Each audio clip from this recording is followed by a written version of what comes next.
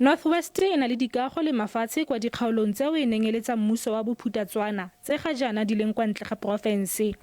Maikaelelo a Northwest Housing Corporation ke go emisa mafatshe, ke go rekisa mafatshe a ko ntle ga province ya Bokone Bophirima, a ko lefatsheng la Mabopane, Ga-Rankuwa, Winterveld, ko Tshwane le Hammanskraal le Khudube, le Freistata le Northern Cape.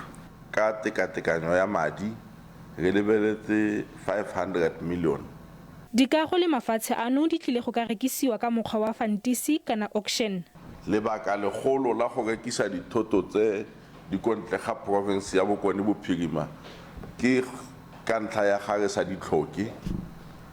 Sa bobedi re tshwanna ke go di rekisa gore re tle re tse madi a teng re age metsesetoropo e mentšha mo Bokone Bophirima go fetoge go nne le ditlhabologo.